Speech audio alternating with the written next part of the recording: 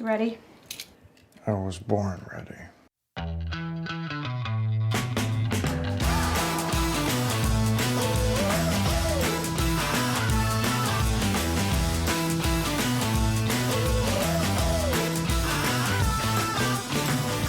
Welcome to Advisory Opinions. I'm Sarah Isger. That's David French, and we've got a lot, David.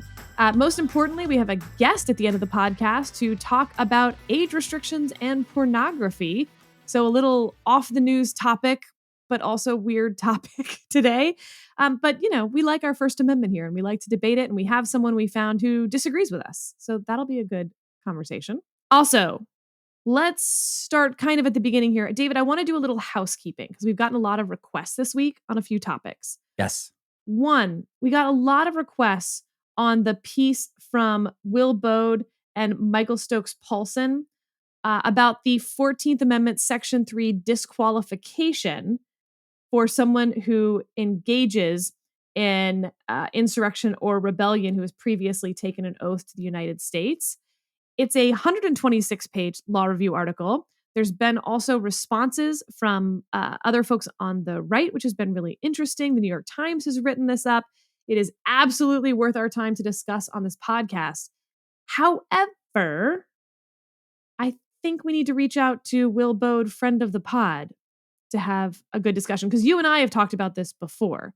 And for instance, I have real questions around whether, for instance, in the 14th Amendment, Section 3, it says, no person shall be a senator or representative in Congress or elector of the president and vice president or hold any office, civil or military, under the United States or under any state, who, having previously taken an oath as a member of Congress or as an officer of the United States or as a member of any state legislature or as an executive or judicial officer of any state to support the Constitution of the United States, shall have engaged in insurrection or rebellion against the same, or given aid or comfort to the enemies thereof.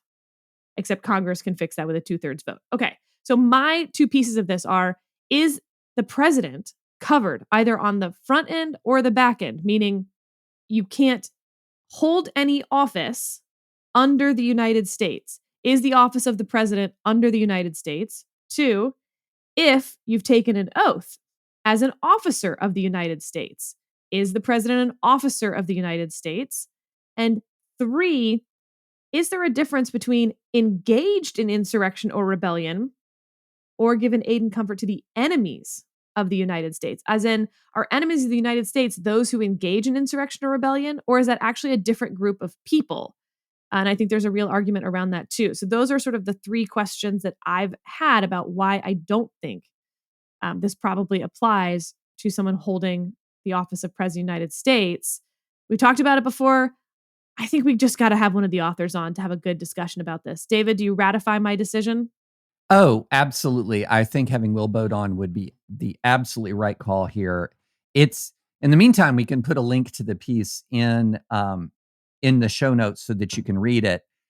I think, yeah, we'll table it all, Sarah, even though I know that folks are eager to talk for us to talk about this, because we really can't do the 5-second version of this. It's going to take a full episode, basically. It's 100+ page law review article. So to sort of give it the 5-second treatment almost feels disrespectful. But I think you're exactly right to sort of, in a law school exam issue spotter style, like spotting those issues, I think is really helpful to the audience.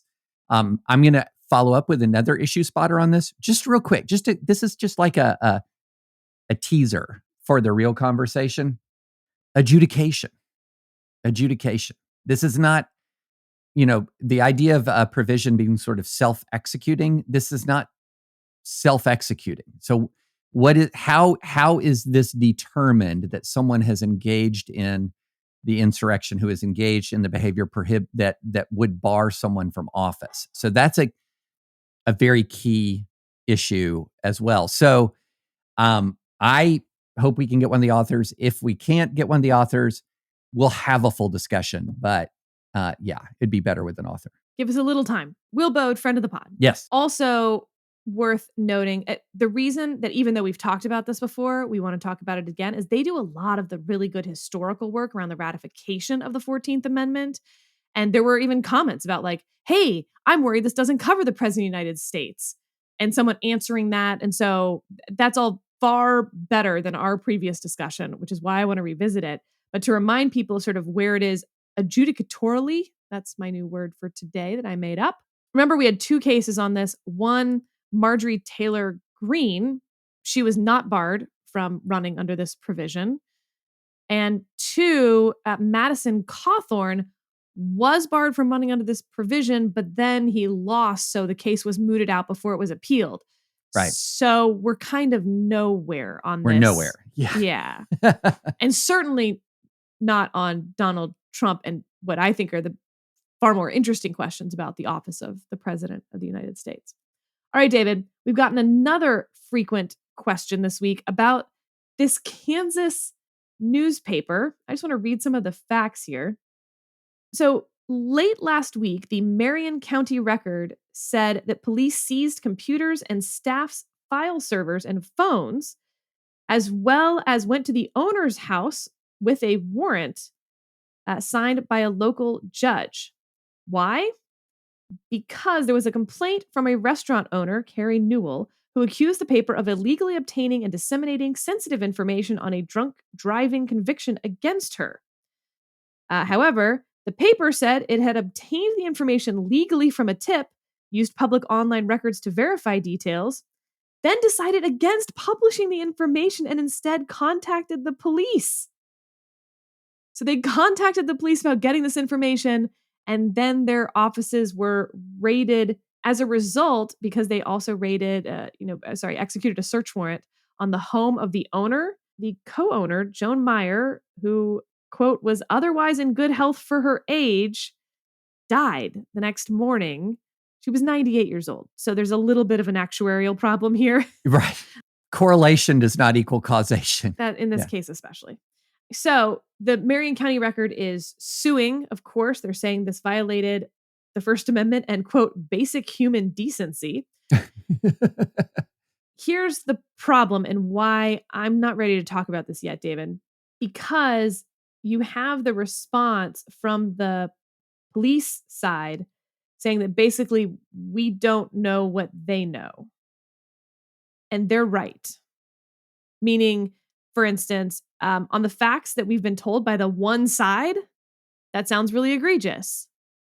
But if the police had evidence of wrongdoing by the paper that we are not aware of yet, and they can't tell us about yet, it would really change the whole thing. So if you're asking whether, based on the facts that we know from one side, that they called the police to let them know they got some tip, and then suddenly the police are taking all their computers and executing a search warrant on the owner's home, whether that's a violation, yeah, it is. Yeah.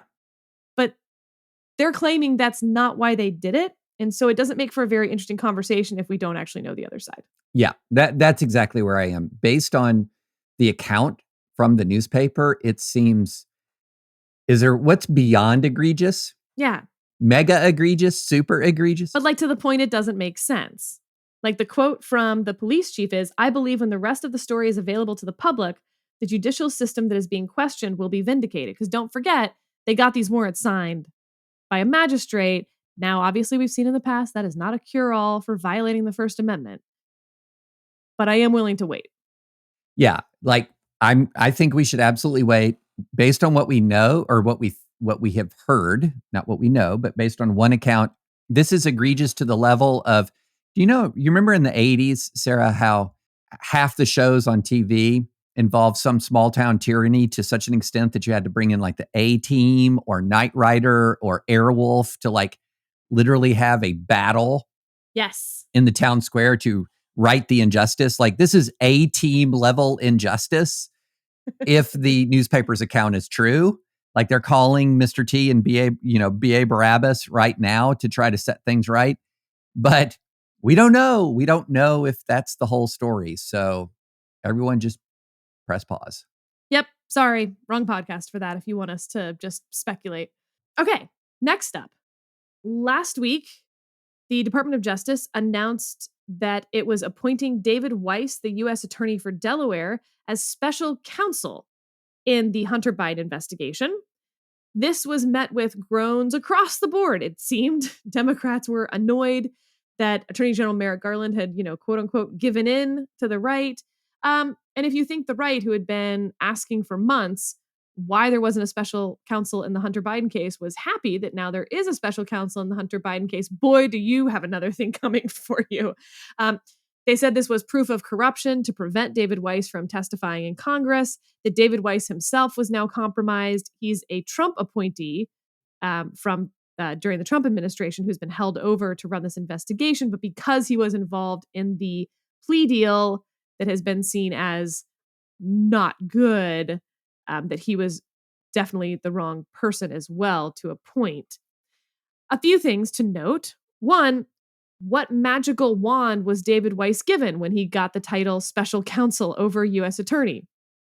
First of all, for the most part, a special counsel is endowed with the powers of a U.S. attorney. So picking a U.S. attorney to be a special counsel is a very limited change in circumstance. You didn't gain a whole lot of special powers, but you did get a few. One, very hard to remove the person without cause. Okay. Two, the special counsel owes a report to the attorney general at the conclusion of the investigation. Those aren't really more powers. They're maybe more duties on both sides. But here's the one that is a more power question. A special counsel can bring indictments in other jurisdictions. A U.S. attorney has to stay within their own jurisdiction. Now, this is relevant because the whistleblower in the Hunter Biden investigation situation said that David Weiss wanted to bring charges in other jurisdictions, but those U.S. attorneys weren't willing to basically bring the charges themselves. David Weiss has denied that all along. So where does that leave us, David? For me, I just think this is a bad time for the Department of Justice because this plea deal was a hot mess, as we've talked about in the past. They've now withdrawn the information, which means we expect actually the charges here to be refiled some other place, maybe. We'll find out, maybe different charges. But basically, they're like starting from scratch in a way with all of this. The special counsel was never going to satisfy anyone. It didn't. And there's just special counsels proliferating everywhere. And can I be like really, this will sound, I think, to surprise people. Why isn't there a special counsel investigating whether any of these text conversations where Hunter Biden clearly and repeatedly says his father is part of his business dealings? Why is there a special counsel investigating whether that turns out to be true or false? And I think I've said before, Hunter Biden is the least reliable narrator everywhere. So the idea that I take Hunter Biden's word for it on anything, zero, I don't. But he keeps saying it to different people all over the place. You have the testimony now in front of Congress from his business partner saying, I don't think Joe Biden did anything wrong, but yeah, definitely we were selling the illusion of access to Joe Biden. He talked to our business associates. Hunter Biden really did say these things to people. That to me is where you need a special counsel. Yeah. I don't understand. I don't know if we've talked too much about the Hunter to Joe link. We've talked a little bit about it. Oh, can I read you the text message he sent his daughter? Which primarily makes him a bad dad. Again, because I don't find him to be a reliable narrator on the underlying facts of what he's saying, but it's enough that I'd like someone to look into it. But here's what he sent to his daughter. I love all of you, but I don't receive any respect. And that's fine, I guess. Works for you, apparently. I hope you all can do what I did and pay for everything for this entire family for 30 years. It's really hard. But don't worry, unlike Pop, I won't make you give me half your salary. Yeah. Here's the deal. I was thinking about this analogy over the weekend. If you're really, really mad. Okay, so what I keep hearing a lot of folks say sort of on the Joe Biden defense side of this is, okay, all of this just seems so gross, but there's no evidence of a legal violation. There's no evidence that Joe Biden has broken the law. Now, there's some, there's some listeners who say, wait a minute, there's some messages that say, that Joe Biden was going to be involved in firing the prosecutor in Ukraine and all of this. Now that's an issue that came up in 2019, first impeachment.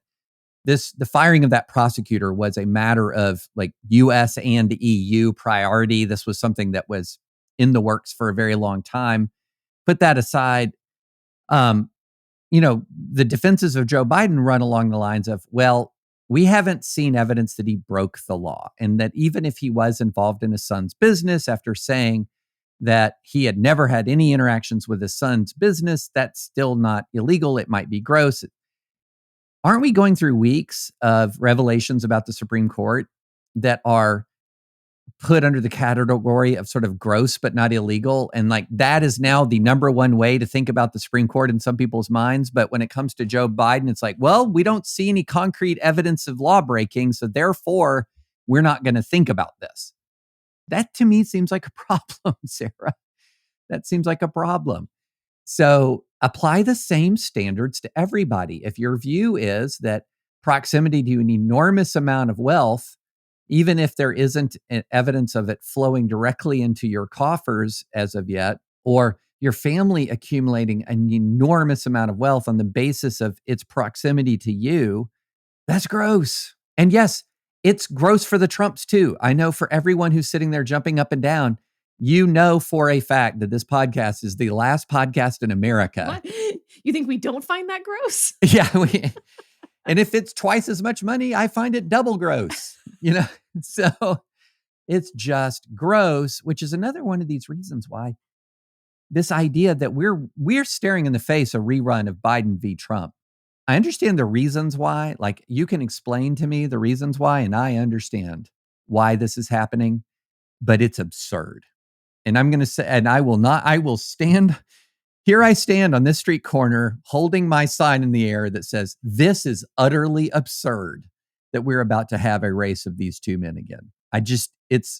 Can we not find people who aren't ethically challenged and older than my dad? I mean, I can't even. I'm all out of can't even, Sarah. Is that something that young people still say? All right. Also last week, we had the hearing on the protective order around grand jury and sensitive material in the Trump January 6th case. The judge issued her ruling basically right away. On the one hand, the prosecution had been asking for all materials in the case to be under that protective order, meaning that Donald Trump could not talk about them publicly. Everything, the 1.6 million plus documents, we know they've already started sending over to the defense team. The judge said, no, we'll only have the protective order cover sensitive documents. And then the Trump team wanted basically no documents to be named sensitive. Instead, basically all the documents were named sensitive. So they won the battle and very much lost the war over the protective order. Protective orders are incredibly common in cases like this. Yep.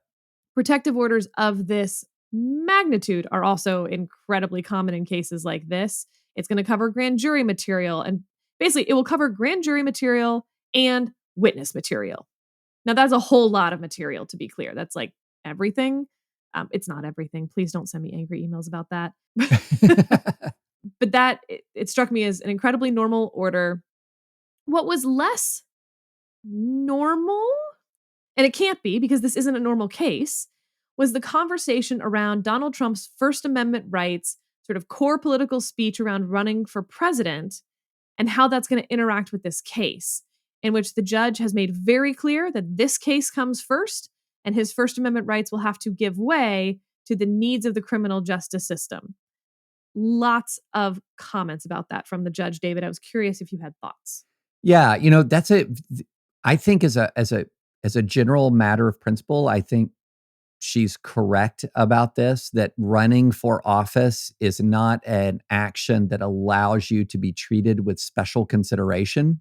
But it also, you shouldn't be treated worse either. It should be not a factor. So at one point, for instance, the Trump lawyers said this would give Joe Biden an advantage in the campaign over me because you're preventing me from talking about this, but not him. And she's like, I don't care the political effects of this protective order. Is that reasonable?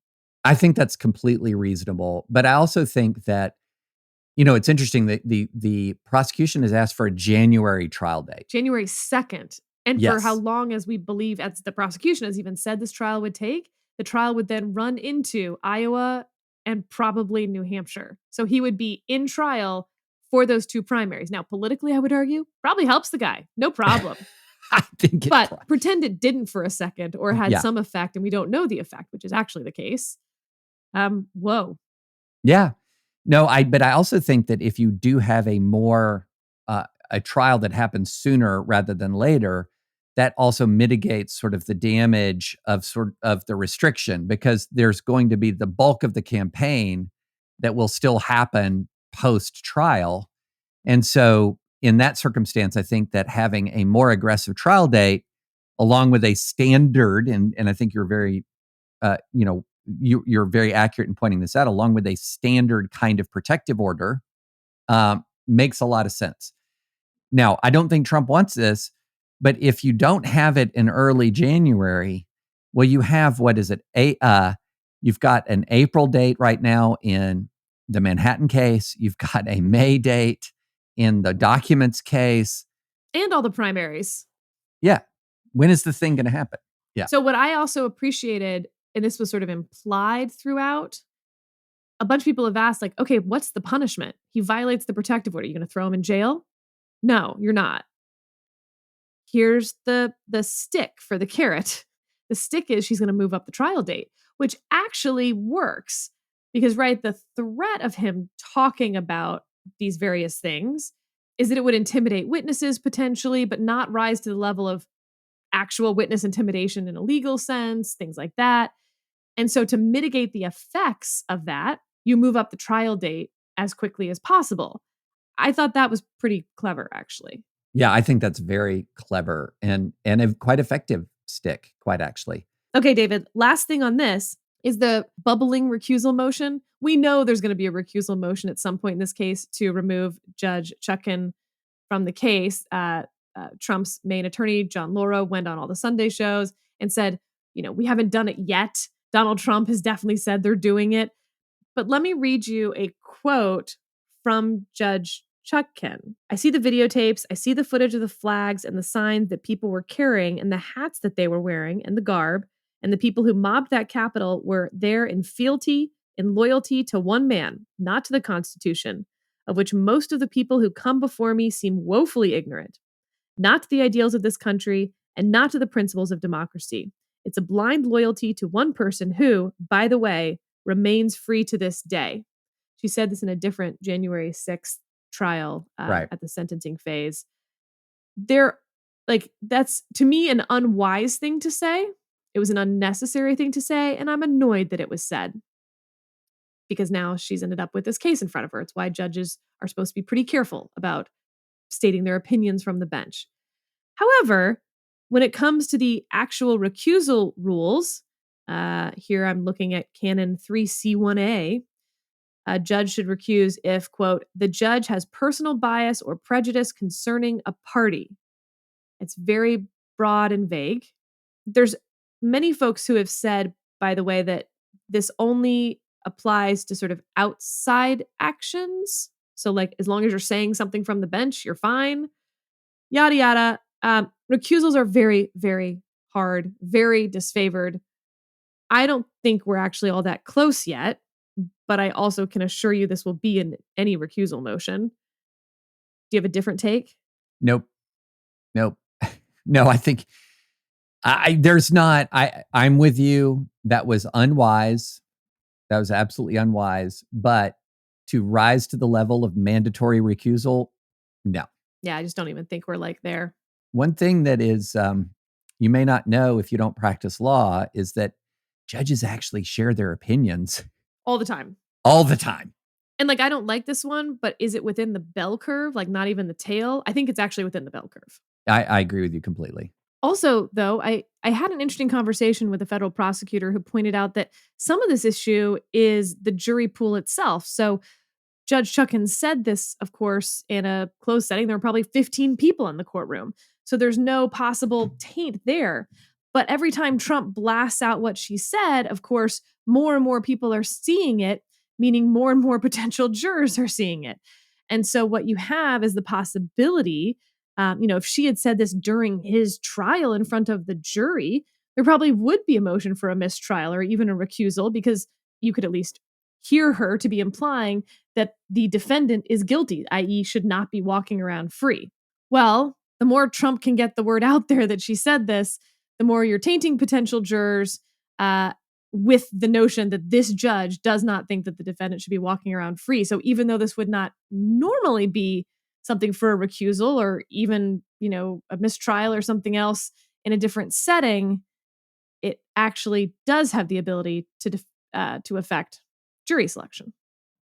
Well, Sarah, I thought we were going to roll straight from Hunter Biden into gun rights because the Fifth Circuit just decided a case that could have direct bearing on Hunter Biden's case. And you know what? Here's why you should listen to this podcast. We forecast this. We talked about this. We said that, look, part of the Hunter Biden case is the purchase of a gun while he was using drugs. And it's far from clear that prohibition, that criminal prohibition against purchasing a gun while using drugs, is going to hold up under the new Bruin analysis. And then lo and behold, here comes the Fifth Circuit Court of Appeals with an order saying that a person who possessed a gun while he was regularly using marijuana, which for some reason they spelled marijuana with an H, violates the Second Amendment. Very interesting. And we can talk about the merits of the case, but Sarah, there is a sort of a way of speaking that I want to revive. And that is, they're talking about trying to compare drug use and gun ownership with alcohol use and gun ownership. And in that, they said they used the phrase disguised in liquor. There is an old early American statute that prohibited gun ownership or gun use by people who are disguised in liquor. And that was the phrase for drunk. And I love it. I want to bring that back. So 2 things on that. One, I've got 3 weeks left in this pregnancy, and I would just love to be disguised in liquor right now. It's like a joke that at your most uncomfortable, it's hot outside. I mean, I can't even describe. Disguised in liquor is where I'd like to be right now. But 2, I think that's a weird phrase because so often we think of in vino veritas, right? That actually liquor brings out your truer self or some core self. So to say it disguises you is sort of the opposite of that. So I also found that to be interesting and odd. Yeah. No, that is interesting. But the Fifth Circuit's reasoning is really pretty straightforward. It takes the line responsible law-abiding citizen, which I have hammered in the context of the domestic violence restraining order case, Rahimi, that if somebody is subject to a domestic violence restraining order, they're not responsible and law-abiding. And said, no, this is that phrase, responsible law-abiding, don't put too much on that. Because in theory, if you, they didn't use this analogy, but it still holds up. Well, if you have been subjected to speeding tickets, for example, are you still, quote, law-abiding? How strict are we going to are we going to apply the language responsible or law-abiding? And the answer to that is going to have to be found in the historical record. It's going to have to be found in text, history, and tradition. And look, the best comparator to narcotic usage is actually alcohol usage. And there's a lot of early American examples of sanction if you're using a gun while you're intoxicated, but not the same thing as using a gun while you have the status of being a drinker. That the fact that you drink alcohol should not and cannot be a prohibition against gun ownership. So therefore, moving on from that, the fact that you use other kinds of intoxicants, could that be a prohibition on gun ownership? And if it's not for alcohol, why would it be for marijuana? Shout out to Judge Jerry Smith on the Fifth Circuit. He wrote the opinion. So that's where the marijuana comes from. If there's any Smith clerks out there listening, feel free to tell us why you decided to go with that spelling. We're curious. But second, David, this also raises something interesting about the Hunter Biden case. There was all this discussion politically over why the Department of Justice was doing pre-trial diversion for Hunter Biden on this 922G3 charge, because basically they didn't want to have the president's son be the one to challenge the constitutionality of this gun provision. But it was already happening, and it was already going to happen. And sort of the constitutionality of this, if you were looking to get bad guys in jail, let's say, with gun charges, what you actually want to do is like definitely not do pretrial diversion on this. Get all the plea agreements you can get, because those are not collaterally challengeable, even if this gets struck down later. Now, no doubt the Biden folks weren't going to agree to that because they knew these cases were pending. Yeah. But it does raise the question of why DOJ agreed to it in the first place. And then, of course, the whole thing fell apart, so it won't matter now. So we've got Rahimi, which the Supreme Court has taken on domestic violence restraining orders. We've got this case on drug use. Sarah, put on your forecasting cap.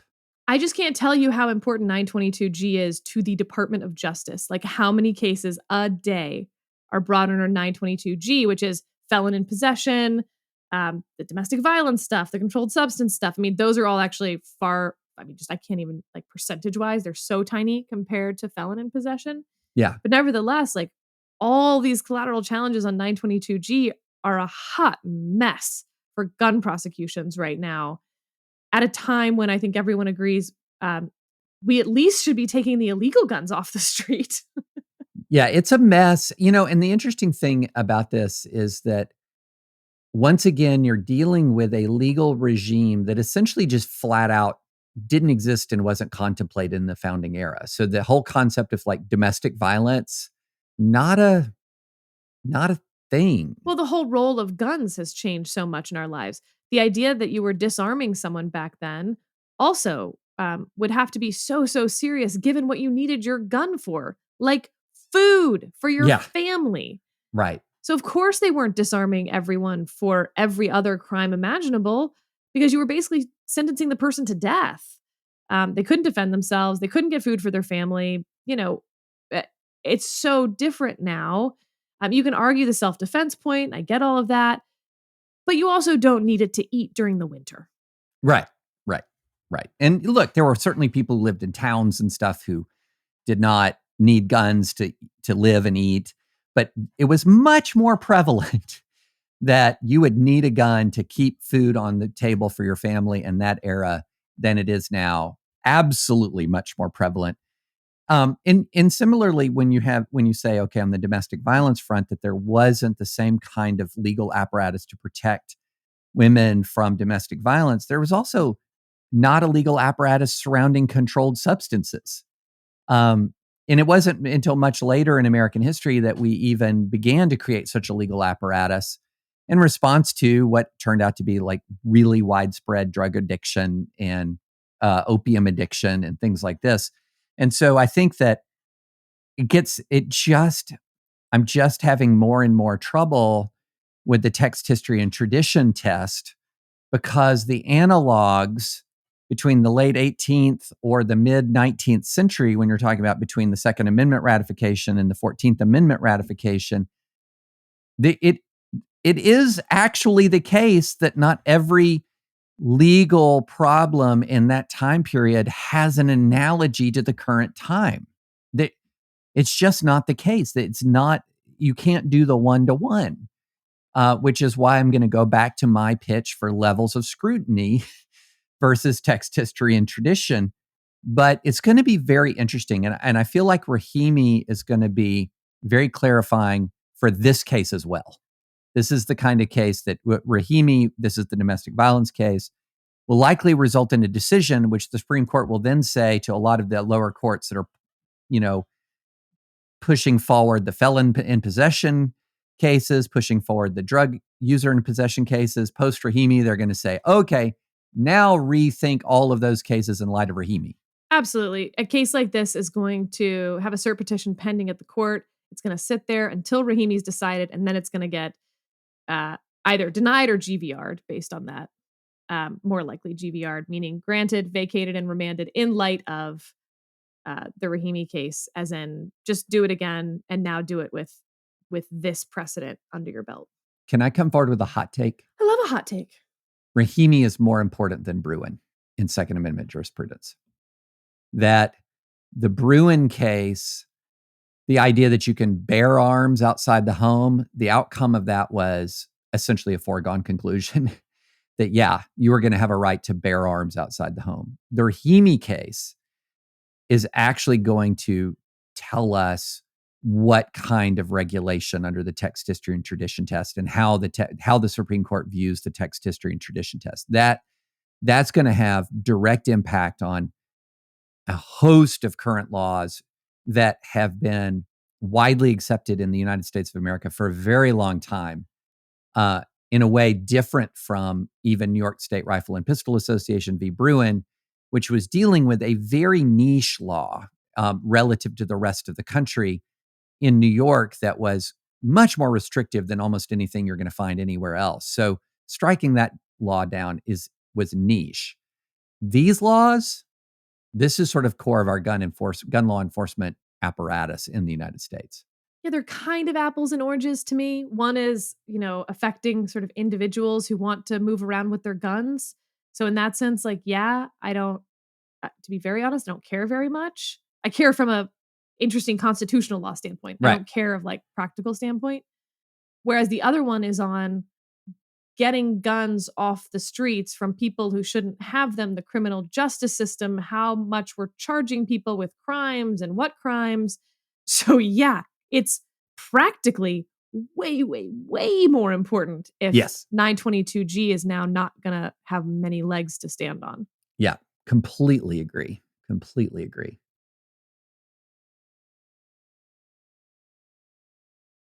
All right. Should we roll into our guest? Let's do it. I'm excited. Porn. And we've got Ari Cohn, Free Speech Counsel at Tech Freedom, joining us. Ari, welcome to the pod. Fantastic to be here. Thanks so much for having me. And we got connected because you were making the case against age restrictions for Pornhub. So you are for minors accessing pornography, as we all know. This is something you believe strongly in. I knew that was going to be how you're going to intro him. Wasn't going to say a word about it. I was just going to wait and see how is Sarah going to introduce Ari. So I saw it coming a mile away too. All right, make your case. Okay. Well, I was going to start off by saying it's totally fine to think that kids shouldn't be looking at porn, but you kind of wrecked it for me. So I guess globally, I think one of the things that's really interesting about this whole kerfuffle is that it really highlights how unsatisfying and messy obscenity doctrine is as a whole. It's one of the really few instances where speech is entirely protected for one set of people and entirely unprotected for another set of people. And that makes regulating it super difficult because regulating the subset of people for whom it's prohibitable invariably affects the rights of the people for whom it's constitutionally protected. And there seems to be a lot of dissonance, especially with the variable obscenity doctrine, where things can be obscene as to minors, but not as to adults.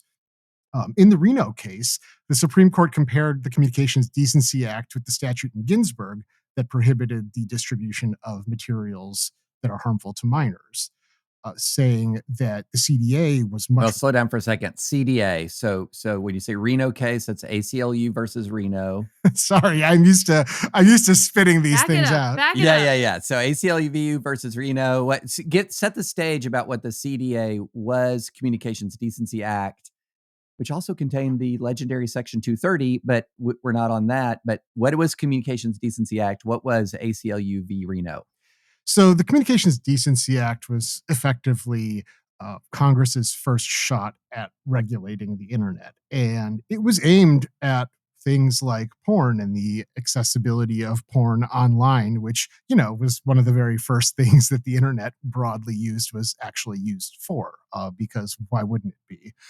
So the Communications Decency Act, or CDA, criminalized the transmission of indecent or I forget what the other word they used was, speech to minors using the internet. And it was insanely broad. I mean, it basically would have had the effect, as the court pointed out, of if somebody in a chat room said, I'm under 18, basically prohibited adults in that chat room from saying a whole broad swath of constitutionally protected things. So it worked its way up through the courts, and the Supreme Court struck the law down in ACLU, Reno versus ACLU. And so, in comparing the the Communications Decency Act to previous statutes that prohibited the kind of physical IRL distribution of materials harmful to minors, the court said that the CDA was broader because at least it allowed parents to buy whatever materials that they thought were appropriate for their kid. It just prohibited the sale of these things to minors. Now, that's peculiar to me because if that material is unprotected for minors to begin with in its entirety, couldn't the state just prohibit parents also from giving it to their kids if it's not protected for them at all? There's just a little bit of uncertainty as to whether material harmful to minors is actually unprotected entirely as to minors, or if it's some kind of narrower but not totally outside the First Amendment category of speech for minors. And I say all this because it makes for very confusing doctrine, but nobody really has any appetite for fixing it because it's messy, it's gross, nobody wants to deal with it. So there are a couple of things, and I am, David, I'm going off of your article in The Atlantic last week, and I think the place to start is the secondary effects doctrine, because if you can regulate the internet pornography based on secondary effects, the constitutional analysis becomes much easier.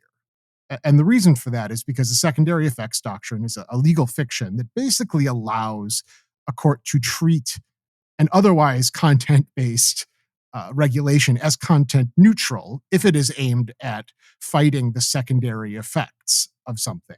So, for instance, it's usually used in adult business zoning. So, if the city says 3 adult bookstores in a block area is going to actually create some kind of crime-ridden, hellhole of a block, then it's aimed not at actually reducing the offensive speech based on the offensiveness of the speech, but in remedying those secondary effects of the crime that came with it.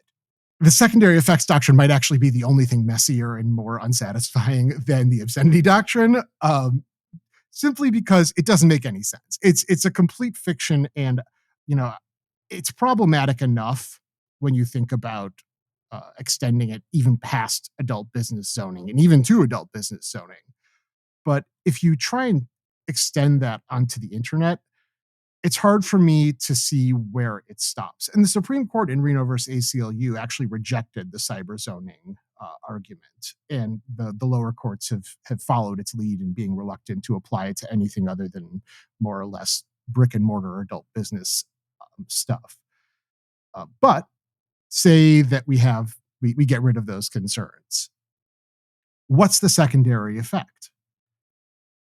And it's unclear to me, and this is where the messiness of obscene for some but not for others comes in, because if the effect that the state is looking to protect against is what will happen to those kids, the psychological damage from seeing the speech, that's a primary effect, not a secondary effect.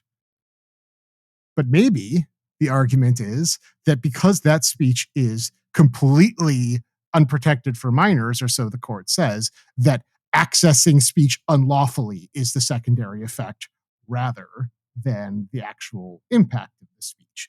Maybe that's a plausible argument, but I'm not sure that the cases have come out that way. Some of the cases that have been justified based on preventing minors from, seeing the or accessing the speech that they're not entitled to access have said that is still a primary effect because it ultimately derives from what will happen if they do access the material. So, vending machine, a piece of regulation regulating when vending machines that sold adult products unsupervised by an adult, that was held to not be a secondary effect because of that. That might all sound super technical and weird, but think about where it leads to.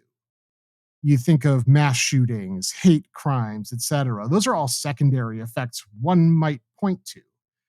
Can the government sneak into a lower level of constitutional scrutiny by pointing to, say, the Buffalo shooting and saying that all posts about guns or posts that are deemed hateful by the state should be segregated to certain websites or certain portions of websites? I think that would be kind of a pretty big shift in First Amendment doctrine.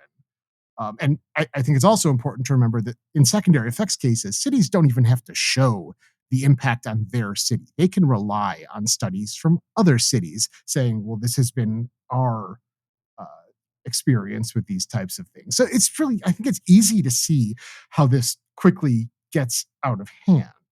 I don't think the doctrine fits unless we're willing to tolerate a whole lot of government intrusion into online speech, and intrusion that the Reno court has particularly rejected in the past. So, to me, the secondary effects doctrine just doesn't do the work. So, get him, David. I'm sorry. Go ahead, Sarah. I just said, get him, David. Yeah, well, this is. I'm so glad you're on, Ari, and I'm glad you joined us. And as you said, the genesis of this is I posted in response to a Politico piece, talking about how age verification for access to adult sites is sort of gaining ground in states, and I reposted a piece I wrote in the Atlantic some time ago, talking about what are the legal ways that you can try to restrict access to minors who, as you note, have no right to see pornographic content without overly burdening the actual constitutional rights that do exist, which is adults. And so we know, for example, from this sort of really interesting movement that erupted in the 1980s, this really unique coalition that existed between radical feminists and social conservatives that came together in the city of Indianapolis to ban porn in Indianapolis, which resulted in this really unusual procedural, this really unusual litigation where they lost. The Indianapolis was brushed aside in the Seventh Circuit. I believe it was an Easterbrook opinion, if I remember correctly. And then the Supreme Court summarily affirmed the Seventh Circuit opinion without even hearing argument, just affirmed it. Like it's the weirdest thing. The good old days. I've never seen anything like that ever. So we know about as emphatically as you can know that some sort of idea that you can ban porn it's just not going to fly. So with adults, there is a constitutional right to see, view, access pornography. Kids, no right. And so one of the things that I try to do when I'm talking about the internet is, in many, many, many, many, many, many circumstances, people talk about the internet without realizing that there are offline analogies that are very helpful for understanding online speech problems, and that they're, without diving too much into it. For example, Section 230, this famous, provision of this Communications Decency Act, which essentially is saying that, like, Facebook is not responsible for my posts, or New York Times is not responsible for my comment. Well, mine, yes, but not responsible for, like, your comments. If you comment on one of my articles, that's your speech, not the Times speech. But that's very easily explainable in offline terms, such as, for example, if a professor moderates the comments in the class they're at a public university, the fact that they moderate comments does not mean that every student who speaks up in their class is then engaging in the professor's speech. I mean, this is sort of my professors would have found themselves in a lot of trouble. Oh yeah, absolutely. So this is, or if you watch Parks and Rec and you remember, like, the town meetings they have, where the fact that you moderate, well, you only have 2 minutes and you can't use obscenity, or you have to stay on topic, does not mean that every public comment becomes a comment by the public entity.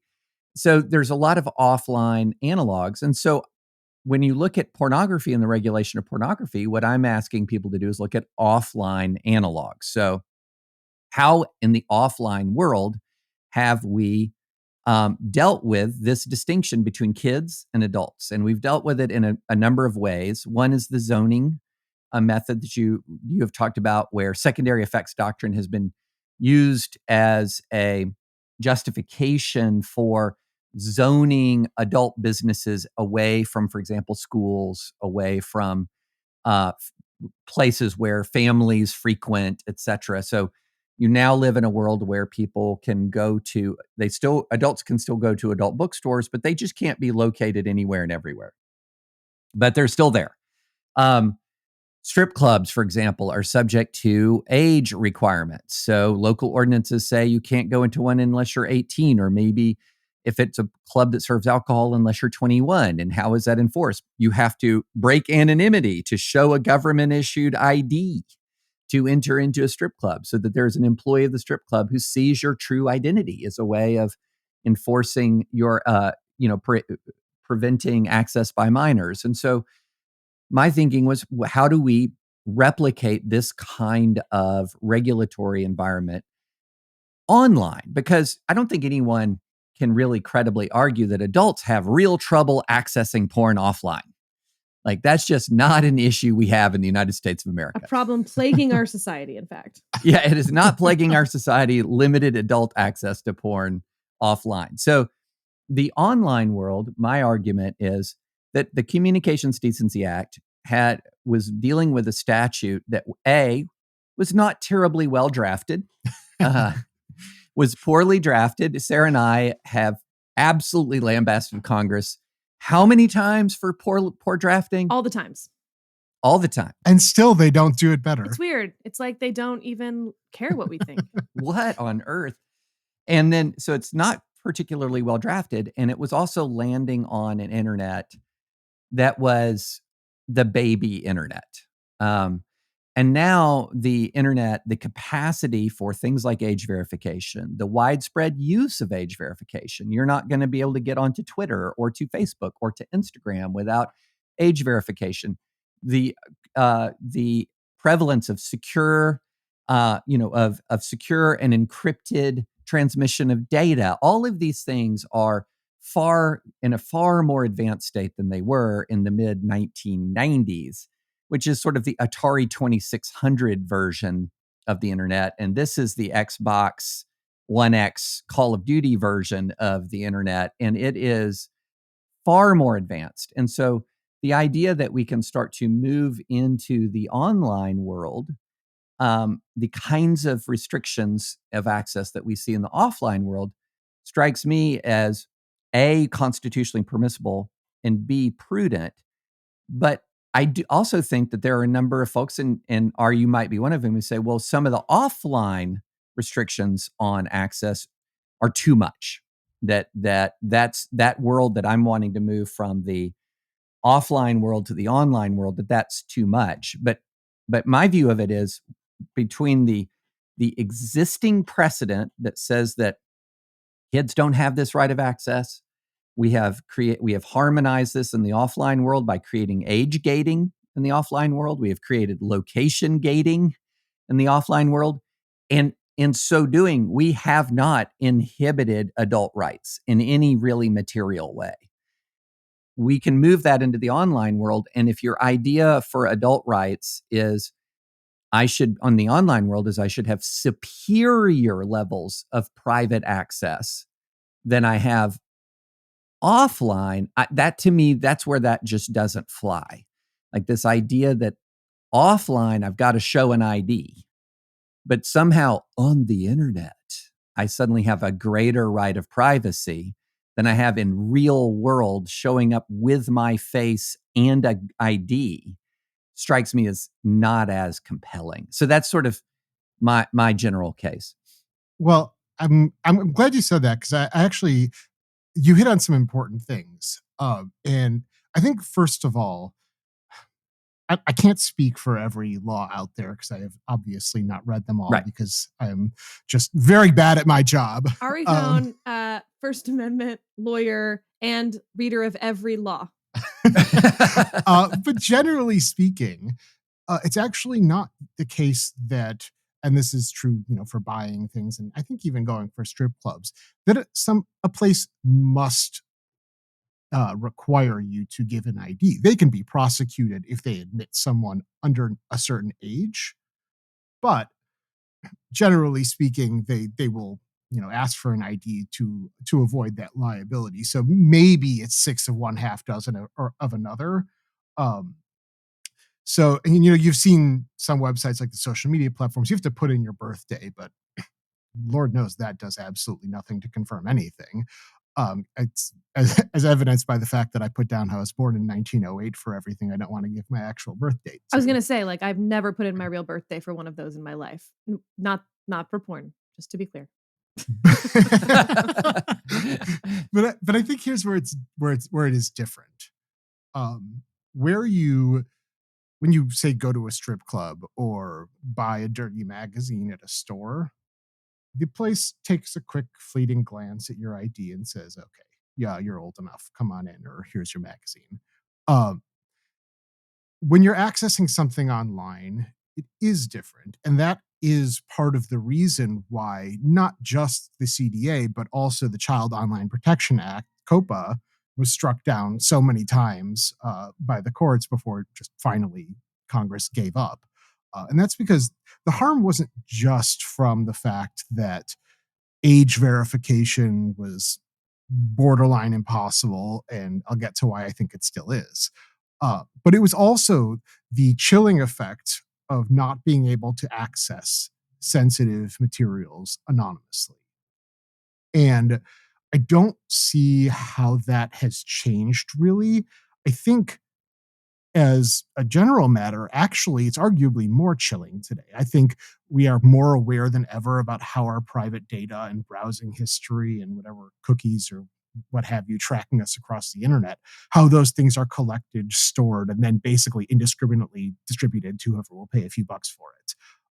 And so I think that de anonymization in a format that we know is stored and used is going to be more chilling. Now, some states have actually tried to mitigate this, excuse me, by saying things like the companies can't keep records and they can't, maintain the identity information.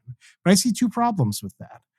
First, I'm not sure it makes a difference because the impact of having to show your ID to access a certain website or whatever is actually what causes the chill. The average person has no idea what goes on after that. All they know is I want to access sensitive content and I'm being asked to provide my ID. I would rather not do that, and I'm just going to get rid of it. And the courts have also noted that this will cause a burden on websites, from the loss of traffic and the high cost of doing age verification. Um, and remember, these laws apply to like commercial sites, but that's so broadly defined that basically any entity that is, a business entity, even if it's not making money from the porn, it will have to comply. So, it does impose a burden. But second, more importantly, I think, is I don't know how websites are supposed to prove compliance if you're not allowed to store any kind of data. Because if you can't store identifying data and somebody says, well, I was able to get on and you didn't verify my age, and they say, here's a record saying with a checkbox saying, yes, we verified. Uh, is that going to be good enough for a state attorney general? I would assume not. But otherwise, how are they supposed to, prove it if they can't actually trace back the person to the access? It doesn't like logically, it doesn't make sense to me. So I don't think that the chilling effect on adults is lessened from when it was even back in the late 90s, early aughts. I think it's more. All right. What's interesting about this conversation to me and why I was so keen to have you on the podcast is because we're not actually that far apart when you sort of go down the doctrinal Plinko game here. But I want to back up a little bit to like some first principle stuff. So, for instance, we both agree that this is First Amendment protected, which not everyone does. But here on this podcast, everyone here agrees there is some First Amendment protection here. in this home. I don't know if I want to put that sign out front. In this home, we acknowledge that pornography is protected by the First Amendment. David, not at your home, especially. Let's just No, not definitely do that not. one. Okay. Talk about chilling effect. I mean, my gosh. So from there, therefore, we both agree that strict scrutiny would apply, and therefore that you have to have a compelling government interest that is narrowly tailored. We've talked a lot about secondary effects, and I think it's what makes you sort of a fun expert on this, because we have not talked about secondary effects a lot on this podcast, and I wanted people to get to hear a lot about it. But I want to back up to compelling government interest that is narrowly tailored, because I wonder how much we disagree even in that sort of like second check box. And let me make my case to you, and then you tell me where you disagree, because I know you disagree on narrow tailoring. That in fact, it is a compelling government interest. Some of these lawsuits that have been brought have made bad cases for compelling government interest. And I want to make the good case that I haven't seen any of them make yet. I don't know why they're not making them. Again, why is everyone not listening to me all the time to fix the world? It's really hard to say. Sarah, I'm doing my best to change that. Thank you. Yeah. So to me, the compelling government interest is that we have now a lot of information on the addictiveness side of this when it comes to children, frontal lobe issues, et cetera. And in the same way that, cigarettes or other drugs are addictive, we actually, I think, have more evidence that some of the algorithms used by social media, et cetera, are, and I'm broadening this beyond pornography, obviously, for this conversation, are in fact really, really addictive. Okay, so there's the compelling government interest is preventing minors from accessing addictive properties before they're adults. Adults get to choose to smoke cigarettes, basically, even though they're addictive. But we don't let minors make that decision because they can't stop making the decision, so to speak, basically. They're too young. And then on the narrow tailoring, if you simply had a magic wand to say that minors can't access this stuff until they are of age because of its addictive qualities, I wonder whether you agree that that is narrow tailoring, or in fact, that still wouldn't be narrow tailoring. Like, is your pushback on the narrow tailoring logistical, which I acknowledge you've made a very good case for, or is it, first principles, it's not narrowly tailored? Go. Well, you gave me a lot to work with here. I'm going to start with the broader than porn stuff, because it's actually something I've been thinking and talking a lot about, because you've seen a lot of bills trying to regulate social media for its addictive qualities or what have you. Broader than porn, by the way, is the name of our band that we'll be starting. I got the guitars behind me. Let's go. First of all, I'm not convinced that the literature is there yet. I think that the studies are vastly, reach vastly different conclusions. But even if they were there, my answer might be, so what? The entire purpose of any media enterprise is to keep people engaged and to keep them coming back for more. That's why certain things are continued below the fold or on page A6 or what have you. That's why there are cliffhangers at the ends of episodes or seasons of TV shows. The entire point of media is to keep eyeballs.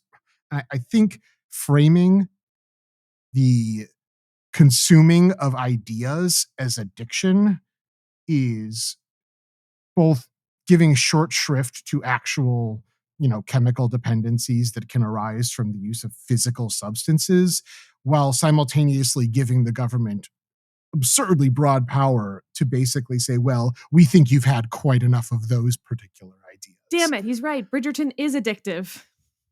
Bridgerton is addictive. No, the literature is not there yet on that, Sarah. I'm with David on here. You're outnumbered. So, as a general matter, I am very skeptical of that argument.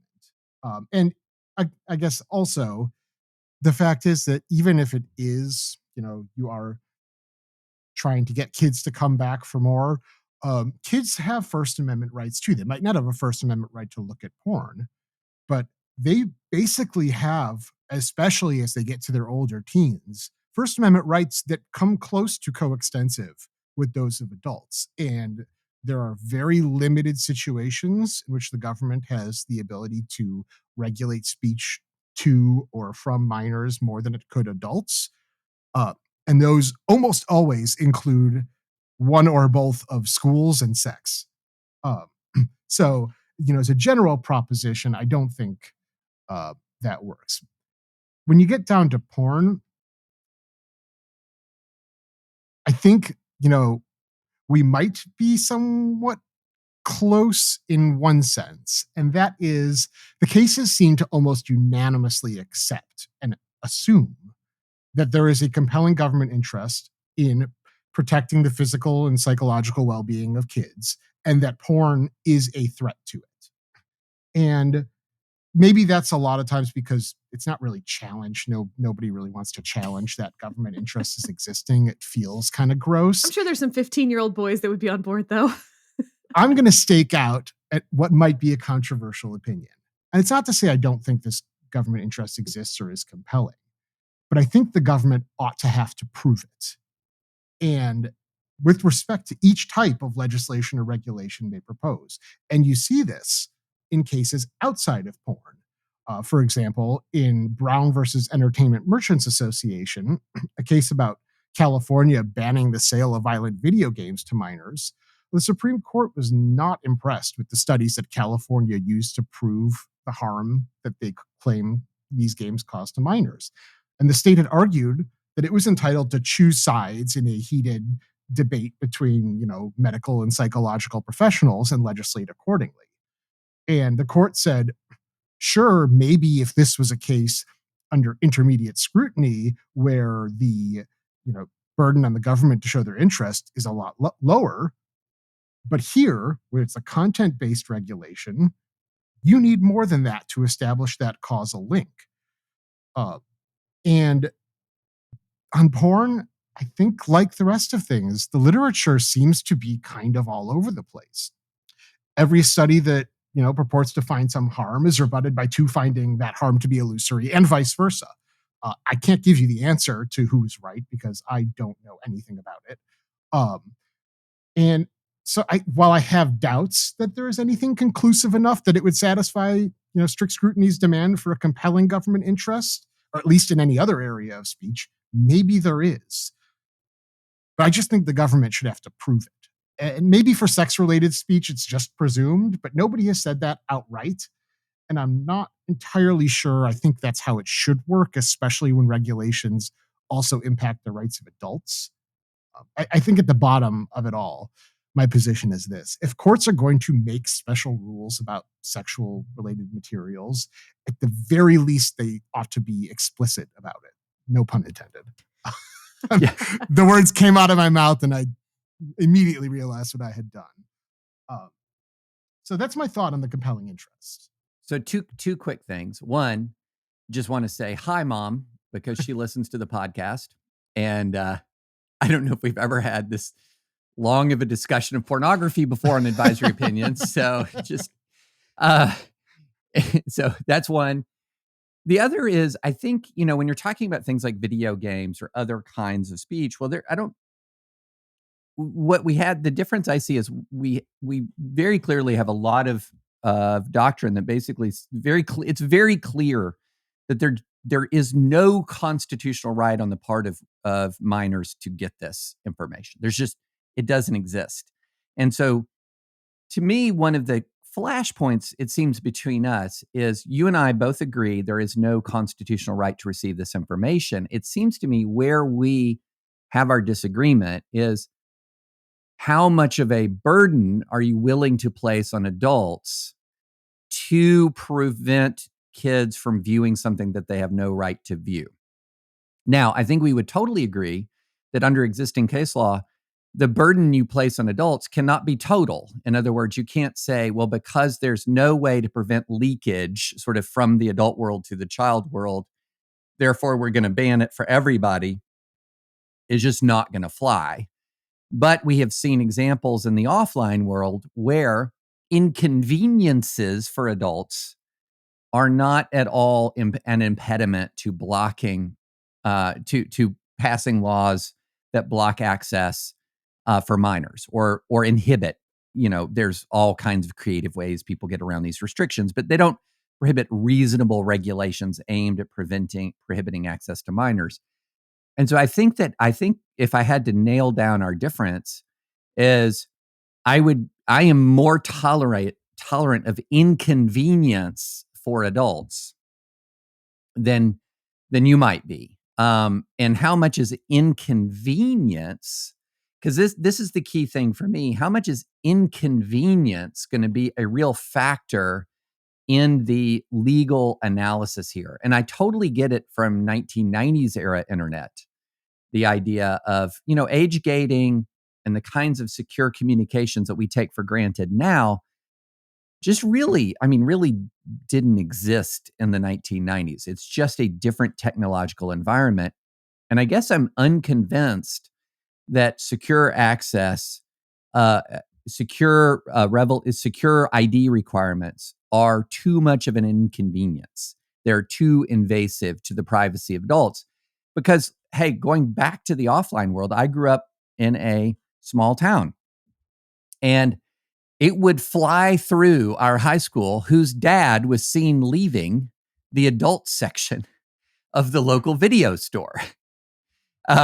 Hey, Ben's dad. I saw Ben's dad coming out, and these kinds of public, you very publicly went into as an adult into an adult bookstore. You very publicly as an adult went into a strip club or whatever. Heck, one of there would be friends of friends who are like bouncers at these clubs, and they'd be like, you wouldn't believe who came in here. And so, there's always been, when you have this sort of offline world, there's never been the sort of guaranteed anonymity of use of adult entertainment. And so to sort of say in the online world, unless you can have absolute guaranteed anonymity, we're going to somehow see a violation of your constitutional rights. To me, that I'm not so sure about the doctrine there. I'm not so sure that the Supreme Court's going to buy into this idea that in the online world, there's sort of an interest in an anonymity greater than that exists in the offline world, where the anonymity of access to adult entertainment is nil. It's nil. I think you're right that there's no guarantee of anonymity. And I'm not sure that, I would say that there has to be a guarantee of absolute anonymity. I don't think I go that far. That being said, I think there's two distinctions from the offline world. And that is one, to lose that anonymity, somebody has to be there at the right time, at the right place to see you. Now, granted, the world's a big place and there's always someone somewhere everywhere. But it's a much lower likelihood. And I think when you combine that with the permanent, basically indestructible and easily sellable records that are created about what we do online in this day and age, and maybe he'll come back to me and say, well, those trackers are tracking people when they go to the porn sites with or without age verification. So how much are they really worried about? And that might be a fair argument. But to me, it's what are we willing to tolerate from the government is, I think, the inconvenience. I would say it's more than it transfers something from being an inconvenience to being more of an impediment. And I think, we are not worlds apart, but maybe just a little Great Lake or something apart. Great Lakes are pretty big. You wouldn't believe the number of people who visit me from New York and surprised that Lake Michigan is bigger than a retention pond. Lake Michigan is an impressive site, I will say. So, I totally get the distinctions you're trying to make and the position you're staking out. I don't think that it's an unreasonable one. I'm just not sure I agree. All So- right.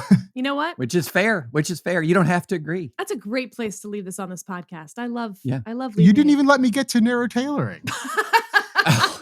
My goodness. All Sarah. right. Some narrow tailoring. You get to do a little narrow tailoring. I think the couple things I would say about narrow tailoring is that, included in that is it has to be the least restrictive means. And I don't think age verification is any more reliable today than it was in 1999. I think that uploading a government ID is the same exact thing as putting in a credit card number. It says nothing about the person uploading it. Could be anyone. On the internet, no one knows you're a dog. And the selfie verification, you Google trick selfie verification, and there's like hundreds of results for links to like free software with instructions that any 14-year-old could easily follow in this day and age. I'm not sure that the technology is there. So this is all the logistical side, which I accept. The logistical side may not be there. And it sounds like you also, though, maybe don't agree on even the first principle side that minors, meaning under 18, is narrow tailored enough. I don't, and here is why. It might not be for the reason you think. And this kind of goes back to a more, first principles obscenity doctrine concept in the first place. These laws all, for the most part, track the Miller test, somewhat at least. And one of those prongs is that the material has to lack serious artistic, political, whatever value as to minors. What does that mean? Which minors?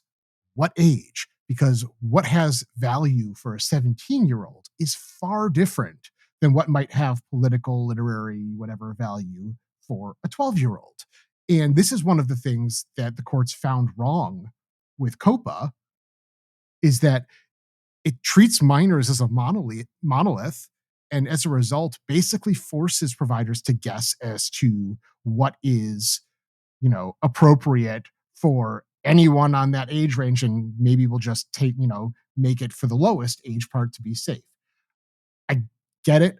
Porn is much more clear cut than that, but it's just something that I noted, and I also don't think that it's the least restrictive means. Parental filtering tools are as available and as advanced as ever, and those are the same things that the court considered less restrictive alternatives in the lawsuits over COPA.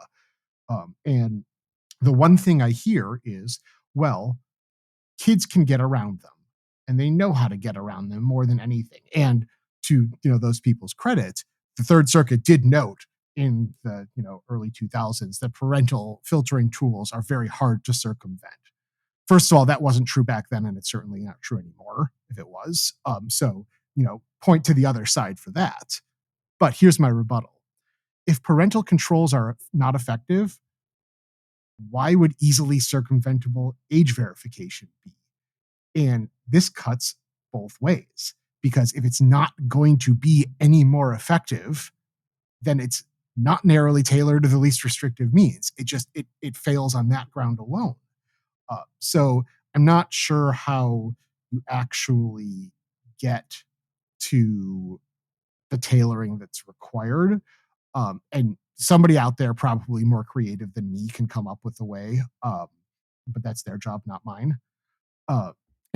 It's the whole idea that, well, filtering tools exist, and the government needs to do more because it's not working. It doesn't matter from a constitutional standpoint.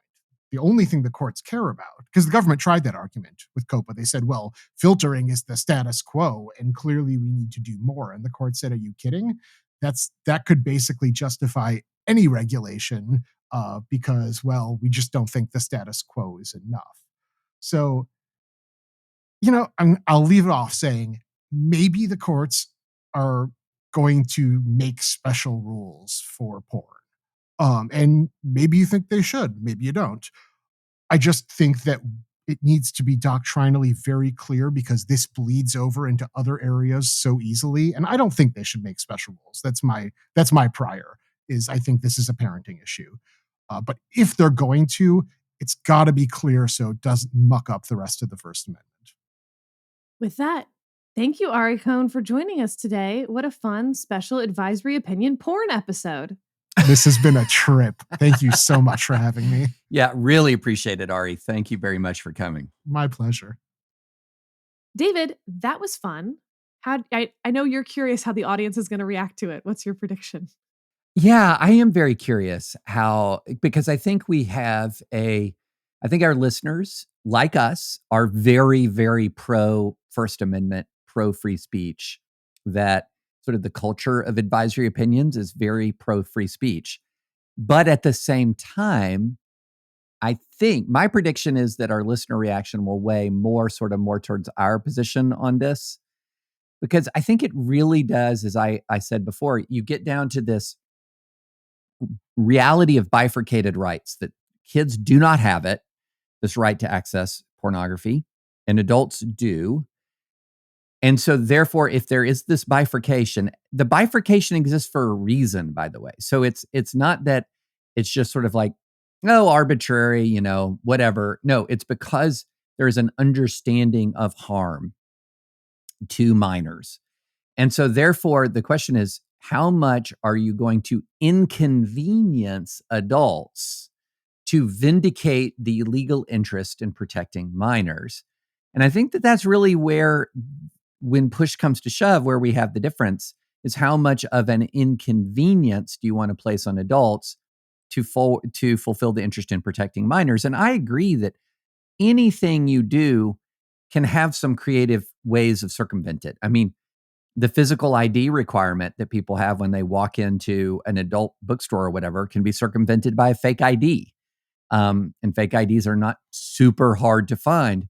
But the question, I think, in this regard is, if you're talking about a very moderate inconvenience while you're vindicating the legally protected, the legally recognized interest in protecting minors from pornography, it feels to me that that's the right balance. But I don't know. What do you think, Sarah? Yeah, I mean, I think he doesn't necessarily agree on the total bifurcation. He sees it more as a ramp. You see it more as black and white cookie. Yeah, I think that's a good difference, and I recognize that a 9-year-old and a 17-year-old are not the same. I know they're different. I'm wondering if you think they're different with respect to pornography. Right.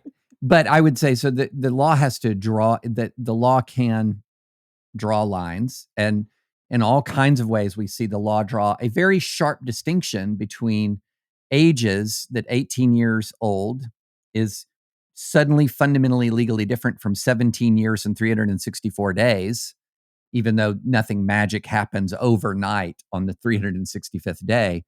This is just how we have to draw lines when you're talking about age. So I think that the line drawing aspect of it, I think, is completely legally defensible, even though there is a difference between a 17-year-old and a 9-year-old, obviously. But I agree with you. I think that would be one of the distinctions, is that he doesn't necessarily agree with the total bifurcation. That was fun. Yeah. All right. Well, thank you, AO listeners. We'll see you in the comments section. If you're not a Dispatch member, you can become one for $10 a month, and hop in the comments section and let us know all your thoughts on porn, and definitely put it on the internet so that people can access that. I should note that you do not have to post under your real name. It's true. It's true. Though, just be cognizant of all of that. But we know. Bye.